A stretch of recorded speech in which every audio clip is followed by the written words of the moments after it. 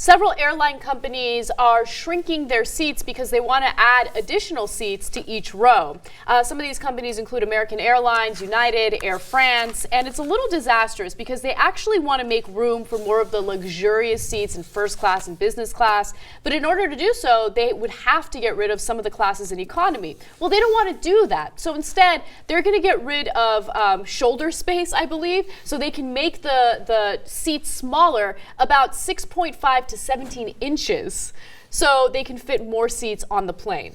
So the width is 17 inches. Yes. To give you a sense of proportion, you know, if you go to a stadium, I don't know about you guys, but I always feel incredibly cramped in those stadium seats. So the Barclays Center, for example, the stadium seat is 19 inches. So it's 2 inches wider than the new seats on the planes that are 17 inches. And look, sometimes you got to go across the country. Here we live on the West Coast, got to go all the way to the East Coast. That takes 5 to 6 hours to do that, let alone the time you're sitting in the plane, you know, before you take off and the time you're sitting in the plane after you land, right? So you could easily be on a plane for 7 hours. And, you know, I've actually never had a problem. Like, I got a big gut. This is a well-known fact. I've never had a problem fitting in with my gut. That's never an issue. It's not like I'm overflowing on the seat or anything like that. But the problem is I've got wide shoulders, right? So already with the old seats, I was like halfway in somebody else's thing, and they're actually making the armrest narrower too. Yep. So you can't even put your arm on and it. And the aisles are narrower. That's great. Everything is narrower because they need to make room for the additional seat in every single row. So this is really frustrating because they're hurting us like cattle into these things. Look, I know the economics behind it. I know they're going to make a lot more money, and the airlines have had trouble making money in the past. And so if they only do it on really short flights, well, I can understand. Like the bus I take from New York to New Jersey or New Jersey to New York, it takes like an hour and a half on that bus, and the seats are really narrow, but you're taking a bus, I can live with it, right? Mm-hmm. So maybe an hour, 2 hour ride, whether it's here in LA to Vegas or to San Francisco, I can live with it. But you're going to go across the country in a 17-inch seat?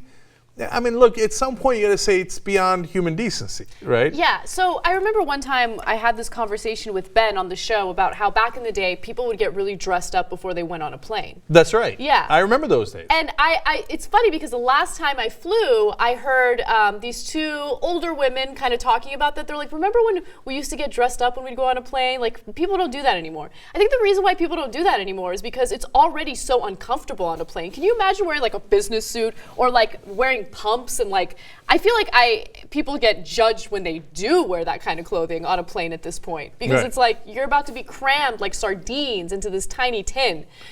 So I don't know. I don't feel bad that we're a little trashier in our apparel when we're on planes these days. So now just when you think it can't get any worse, so a lot of the planes used to have 8 seats across.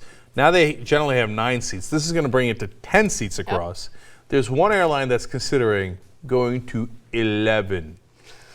This one goes to 11. How is that even possible? I don't even understand how that's possible. Maybe you have to sit sideways like this the whole time. Okay. 11 seats across? How in the world? Wow. Man, I know you got to make money. Bounds a reason, dude. Bounds a reason.